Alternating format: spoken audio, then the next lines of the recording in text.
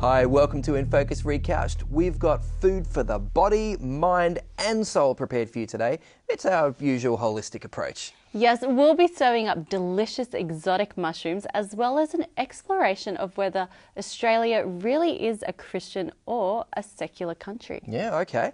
We'll be looking at the female effect in just a few minutes. Yeah, apparently things just go better when there are women around. Of course, but first up, let's see what James Standish has to say about adoption. Now, James, you've surprised me today because you've come in all passionate about the issue of adoption. Now, we mentioned this in our news bulletin. It looks like rules are loosening up a bit in Australia, but what's your take on the issue? Well, listen, I am very passionate about adoption. Between Lisa and myself, 5 of our cousins are from adoption, and we love them, and they're just part of our family, obviously. But one of the things that has really highlighted this issue, to me personally, is that we'd like to adopt. We came back to Australia, we looked into it, and it is monstrously difficult in Australia. Not to mention expensive. Well, we'll deal with the expense. But difficulty is the problem, the number of barriers. And so we started looking into this, and this is what we've found. There are 40,000 kids in foster families in Australia. So some of those would be long-term, some shorter term. Some would be long, some so short. Yeah. But 40,000, that's a lot of kids. It is a lot. Last year there were only 70 adoptions out of all those kids nationwide. That's 1 in about 700, right? That doesn't count international adoptions, that's just within Australian the country. Of course, the number of international adoptions is also very, very low. It's around 200. True. So one of the things that we've looked into a little bit is, why is it that Australians aren't willing to open their hearts and their homes to children who need a permanent home? And when you start reading the stories about kids who are going through our foster care system, I just read a story just recently about a kid who was in 20 foster care homes between the age of 0 and 6 before getting a permanent home. These kids are being bounced around all over the place. And so we started asking ourselves, surely is it because people won't open their hearts? Are Australians that cold-hearted? No, cool. It isn't. You wouldn't it's think because so. And it's not just sort of myself and my wife who are looking into this and saying, wow, something's really out of kilter. The average adoption in Australia takes 6 years. Think about that. 6 years. And I read that in an article that was entitled, Adoption in Australia Isn't as Hard as You Think. Now, I want you to think about that, Ken. You've invested your heart and your soul in a child for 6 years, not knowing that if at the end of that, you're going to have a permanent member of your family or not. But in the end, it's not about the parent. It is the kid's interests have to come first and foremost, Absolutely. don't they? And I think that what's happened is, because we had the stolen generation, and we have all these terrible stories. There's a blockbuster movie right now with Judi Dench about unjust adoptions and women being sort of mistreated. We've gone all the way to the other end, and you go from incredibly conservative approach, extremely conservative in the sense that hardly any children get adopted, and as a result, we have these 40,000 kids. And incidentally, the number of kids in our foster care system is growing very, very quickly because of all the problems that we know within families in our society. And as a result of that, we have this perfect tsunami. Less and less parents are willing to be foster carers, and there's a lot of reasons for that. And more kids in the system, and fewer kids are getting a permanent home. So what I would like to get a message out about to our viewers, to you out there, is yes, we have to be careful not to loosen our rules to the point where women are who are able and willing to care for their children have their children stolen from them, of course. But we have to, somewhere between that extreme and what we have now is the right thing. And we need serious reform and a change in our bureaucracy's mind. Well, it's a passionate defence of adoption, James, and something certainly worth thinking about. Thank you for your time today. Thank you, Ken. What is the female effect? I got some research. And it's fascinating. I've got to share it with you. All right. They did some study in Denmark, and they studied 10,000 companies, businesses, over a 10-year period. Okay. And they wanted to know what motivates men towards generosity rather than being misers. And the female effect, they discovered that fathers, or like there's CEOs who had a child, tended to reflect the fact that they became parents in the way they did their finances or their paying their employees. And they found that when they had a boy, they cut pay to the employees. It sounds as if they wanted to, care for their family more. But if they had a daughter, they didn't cut the pay. It stayed the same. So it kind of softened them a little bit. It did. That's exactly. They said daughters soften fathers and evoke caretaking tendencies. Isn't that cool? Did they change their shirts to pink? Most probably not. But here's another. They studied. There was a study of 600 people, and they asked them to make a choice. Yeah. They kind of had to make a choice on paper as to how they would treat other people who they didn't know. Right? Yeah. And one choice was about being a little bit more generous, another was a bit more miserly. And once again, they found that if these people had sisters when they were sisters when they were growing up, they were 40% more likely to be more generous. Wow. So there's something about the female. Then another study found that if a father had more sisters, he spent more time raising his children. He was more invested with his kids. It just keeps coming through. So there's something about the girls. Do you think that's an environmental thing, Trafford? Like the whole nurturing, relational demeanour of a woman in general, that it has like that flow-on effect? By beholding you become changed kind of a thing, or? It's a good question. Good question. There's something about a female's ability to soften the male. Yeah. It brings out this nurturing, caretaking kind of response. Yeah. And it needs more study. That's worth, what's that about? I think it's intriguing. There was one more between 1992 and 2006 where companies introduced women to their top management teams. Yeah. That has only raised 1%, which doesn't sound much, but in real money terms, it was $40 million that these companies increased their income when they took ladies onto management. So there's something about the presence of ladies that takes a bit of this steely, tough stuff out of men. They become a bit more sensitive and caring and nurturing, and it's having an impact on business. Wow. They need to do some more work on this. I think this is fascinating. Fantastic. So the female effect, Trafford, let's hope there's a flow on. It sounds like it's a positive thing for everybody. It sounds terrific. You know what, Dora? I've definitely found in my working life that workplaces are nicer places to be when there are women around. Well, that's because women are just nicer people. No, it's not. It's not.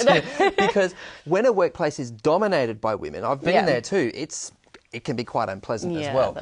Yeah, I have a theory, okay? Mm-hmm. I reckon that social environments are better when there's a good balance of both men and women. Okay, so maybe men are more considerate when there are women around and women are less oversensitive when men are around? Yeah, well, stereotyping aside, something like that. Interesting. Well, on with the show. At break time, we'll be back in a minute.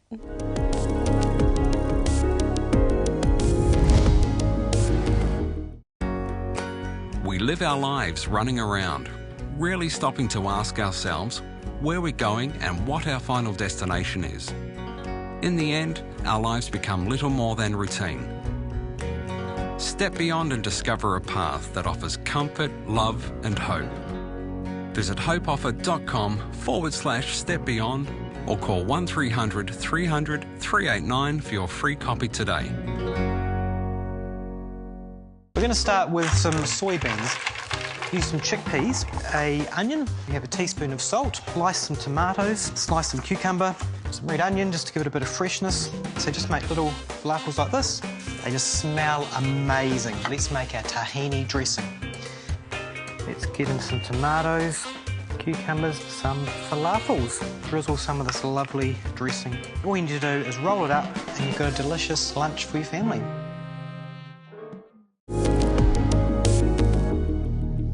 G'day. Now, if you're anything like me, you eat mushrooms. You might even quite like them, but you eat just the one main variety that's cheapest at the supermarket. Yeah, but if you eat Asian food, there's usually some different kinds of mushrooms in the stir fries or, whatever. Yeah, I guess that's true, but I'd very rarely seen those kind of more exotic mushrooms as raw ingredients anyway, up until the time we recorded this segment with Sue Rad. Now, look, you're just not going to believe this, but mushrooms are high in glutamate. That's the stuff that's in monosodium glutamate, but no mono, no sodium. Just the glutamate. That's that earthy, meaty... Whoa. It just adds so much flavour to anything, Sue. It's remarkable. It really is. It does. Natural glutamates add tremendous flavour, and the larger the mushroom, like that portobello mushroom, the stronger, the more intense those earthy flavours. So it is earthy quite and amazing. meaty. Beautiful. Ha-ha, man food. Now, tell us about mushrooms, though. They've got many, many other benefits. Who thought they had so many vitamins? Well, mushrooms have been used and loved by many. We're talking ancient times, from the Egyptians, the Greeks, the Romans, but even Mexico. In Mexico and Asia, used for their culinary uses as well as for medicine. So they have lots going for them. So in terms of research, they've shown that they're probably very protective against particular cancers, such as breast cancer and prostate cancer. So some research from China, for example, has shown that if you consume mushrooms on a regular basis as a woman, you reduce your risk of breast cancer by about half. Half? Yes. Well, the humble mushroom, that's amazing. Yes. Yeah. So apart from that, areas to do with blood pressure and cholesterol lowering, mushrooms have been shown to be effective there and to help your diet form just that. But also in terms of Alzheimer's disease, who would have thought mushrooms appear to provide benefits for the brain? And the area that I'm particularly interested in is the gut, as you probably know, and this word that's called the microbiome. That's not just the bugs that live there, but the substances that they produce. They're showing now that mushrooms actually improve that microbiome in a way that improves your own immunity and that again dampens inflammation, and that's that nasty process in the body that's surreptitious, but it's underlying and it affects all organs from your brain to your heart to your blood vessels. Okay, now, of course, many of us have anecdotally heard that mushrooms are high in vitamin Bs. You probably knew that, so just run us quick through that. They do provide B vitamins like pantothenic acid, biotin, folate, but they're not rich in vitamin B12. So a serve of mushrooms gives you only about 2 to 4% of your daily requirements. So not the B12, but yes for other B vitamins. But the most spectacular finding of all, this is new information you may never have heard about. There are vitamin D They can sink. be. They can be. Tell us how. Yes. Well, firstly, you can buy vitamin D mushrooms. They need to be labelled that way. And these are mushrooms that have been exposed to a bit of light. And the mushroom actually makes the vitamin D in itself. So here's a bowl of mushrooms at home. What do you do to get the vitamin D in So them? at home you can do it yourself. Take it out into the sunshine, leave it out in the sun for about an hour. An hour? Make their own vitamin D. Enough for a day's worth? Yes. And so this is really important for people who eat plant-based diets because vitamin D often comes in animal food. So here's an excellent non-animal food that can give you lots of vitamin D. You would never have guessed. It's a vitamin D sink. You really should try it and get your vitamin D up and get it met for the day. Well, 1 in 3 people in Australia are deficient in vitamin D. So vitamin D mushrooms are one way of boosting I'm going to be putting mine in the sunshine now. Tell us the different... Look at the range. There's many. Everyone's very familiar with the common button mushrooms. They're the little white ones, particularly in Western countries. So you need about... on average, 3 of those a day. It's about 100 grams. And as they open up, well, let me first tell you about the flats. So the common ones, as they mature, they open up and we call them flats. And when they're really large, they're called portobello mushrooms. So, you know, one of these is like a piece of steak on the barbie. It has that nice earthy flavour. And then you've got other mushrooms called Swiss browns. So they've got more of a brown surface. They also have a stronger flavour. You can use those in many ways, slice them up into salads, stir fries, and so on. We've only got a brief time. Can you just show us these Yes, let me show you ones? these exotic ones because these are used in Asia. So here we've got what's called black fungus. This is the dried version. When you add water to it, it hydrates and it's used in food for texture. So you slice it up, you'll often find it in spring rolls, You'd cook it in normally. soups, in stir fries. It's fabulous. And then we have other dry mushrooms. My favourite by far are what's called porcini mushrooms, which if you go at the right time to Italy, they're to die for. They really are. These are the dried version. And then, of course, there's the dry Chinese mushrooms, and this is a fresh version of the shiitake.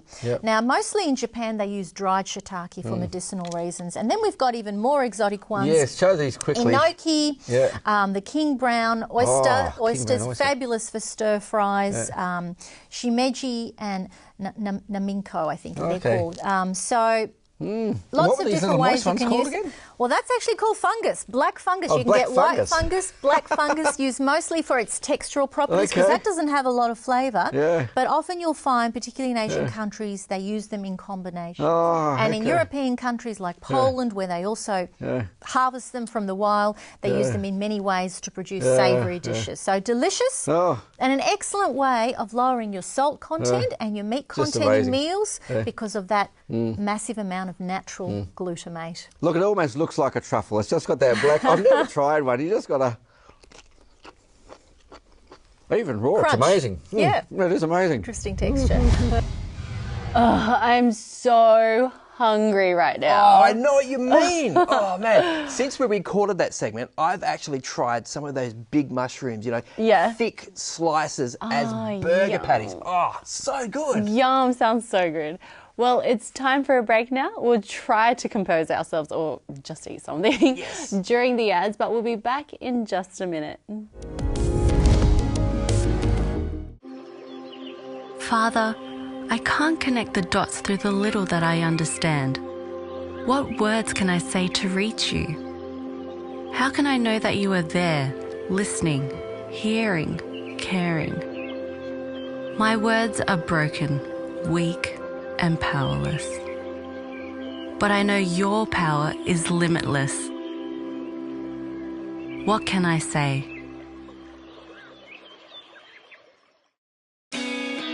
Planning your future can be a daunting task. What you want to do, who you want to be, and the road ahead can often be unpredictable. No one really knows what the future holds. Avondale. It's education designed for life. Hi, welcome back. Many countries around the world are experiencing the rising influence of secularism. And in places like Europe, Australia or New Zealand, people are asking if they still live in a Christian country or not. Yeah, it's a question that political commentator and author Roy Williams took on, particularly in regards to Australia. Some of his answers might surprise you. Let's check it out. Well, the demise of religion in Australia is being, I guess, celebrated by some and mourned by others. But I've got Roy Williams here today, who's written this book, Post-God Nation.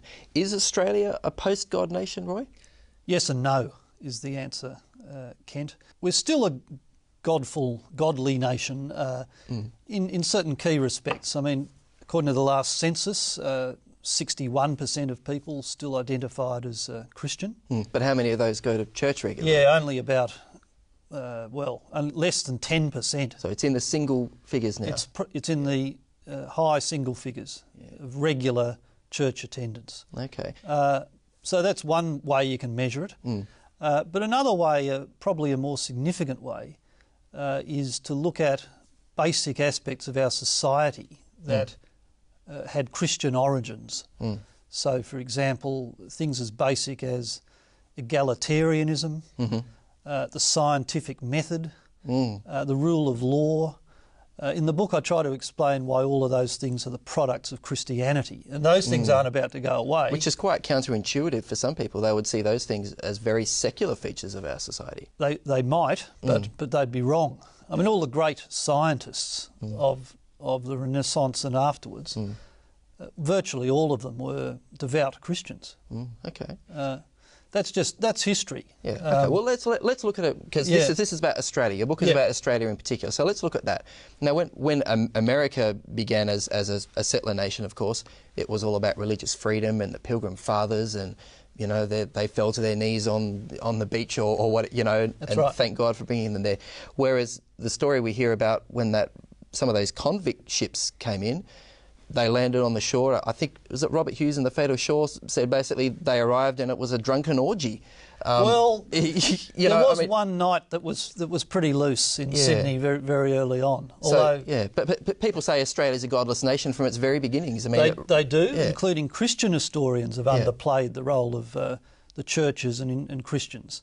I think that's a mistake. The more I read into it and researched it, I must admit I was surprised at the extent to which you found in the record vital individuals being devout Christians. Let me give one example. Yeah, give some examples. A good example is Lachlan Macquarie. He's been called justly probably the second father of Australia. Okay, he was one of the early governors Macquarie of was the New South Wales. early governor of New South Wales from 1810 to 1821. Now, Macquarie turned the colony around. It was a penal colony, pure and simple, a dumping place for convicts. Yeah. Macquarie was the first to say, look, once these people have served their term, they should be free men and women, treated on the same level as everyone else. And he's been praised by historians ever since for that sort of enlightened role. What people forget is Macquarie was an evangelical Christian. He was a late convert. His wife had been a lifelong evangelical. Okay. And so he came to New South Wales imbued with this belief in the power of redemption, that all people were equal in the sight of God, and that in this new land, once they'd served their time, and he cut short a lot of sentences, the emancipists were given a second chance. That's really where our fair go ethic comes from. Okay. Point two, transportation of convicts would have continued, or it did continue, well into the 19th century. And lots of wealthy people loved it because the convicts were a source of free labour. Sure, yeah. For economic reasons, the system would have continued. It was the churches, leading clerics like John Dunmore Lang and others who campaigned against transportation on moral grounds. And that was really the first step in Australia's path to becoming an independent country. You had to get rid of that convict system first. And you point out in your book, Roy, that all through Australia's history there were key people of strong faith, men, women. Carolyn Chisholm comes to mind. She's an early one, but for example, the suffragettes, the women who campaigned for the vote for women in the late 19th century, almost overwhelmingly they were Christian women. They came out of that sort of women's Christian temperance union sort of background, didn't they? Christian temperance movement was absolutely crucial. And even coming closer to the modern era, I was really surprised to read that the very conservative B.A. Santa Maria, and his party was actually the first one to speak out against the White Australia policy. B.A. Right? Santa Maria was a very devout Catholic, set up the DLP in the 1950s, seen as a sort of reactionary figure, and in some ways he was, but yes, the DLP was the first party to oppose the White Australia policy. On the basic Christian ground that, God is colourblind. So I think people forget that multiculturalism is another great example, I argue in the book, of something that the Christian churches don't get enough credit for. Indigenous reconciliation is another one. Yeah, wow. Yeah. Well, we're fast running out of time, Roy. Sure. So I do want to sort of cut to the chase. Because we are in a situation, as we said now, where religion, Christianity is declining in Australia. Do you have any practical tips as to how we might reclaim that? I think the education system is the key here.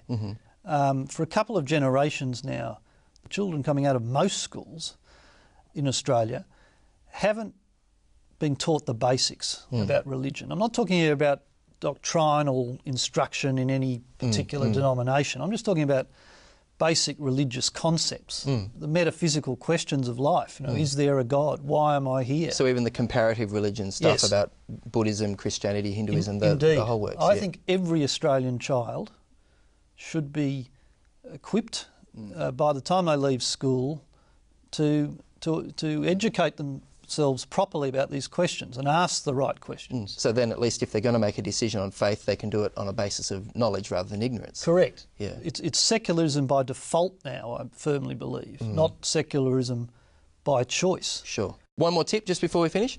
I reckon there should be far more conscience votes in Parliament. I think every vote, more or less, is a true conscience vote. I think you're saying that everything except supply and some of those real basic votes of no confidence. Yeah. That's right. Yeah. See, religion, I don't think, can be confined just to what happens in church on a Sunday. Sure. It's part of everything. All the big issues about welfare and climate change and not, you know, all of these are at core moral issues. And look, there's so much more of these, you know, sort of issues that you cover in this book. Where can we get it? Is it to have ABC published it? shops, So ABC certainly. shops? Coorong has certainly got plenty of copies, and most good bookshops, as they say. Thanks so much for your time, Roy. Thank you, really Ken. appreciate it. Wow, you got schooled. That guy really knows his stuff, doesn't he? Oh, yeah, you better believe it. And that was the highlights version, you know. Did you see how thick that book was? Yeah, it was pretty massive. But I think what he had to say was pretty important. We've got to remember our history. Yeah, true. Well, it's time to wrap up the program for this week. Thanks so much for your company. Look after yourself. God bless. We'll see you next time.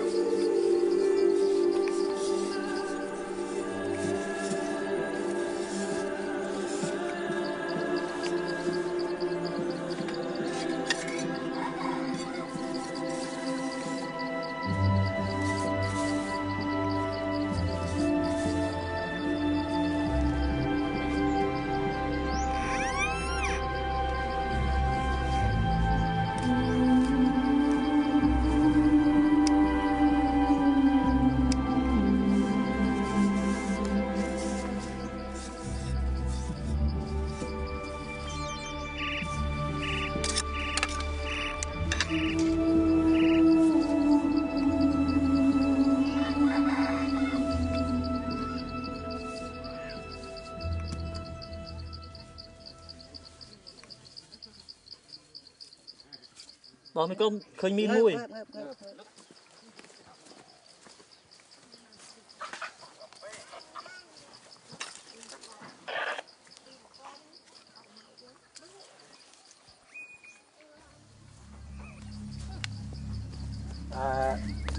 Ngay ai bên A cũng bị sai chơi màu này. Rong Prayat! Rong Prayat! Rong Prayat! Nghiệp ngát cầm tích!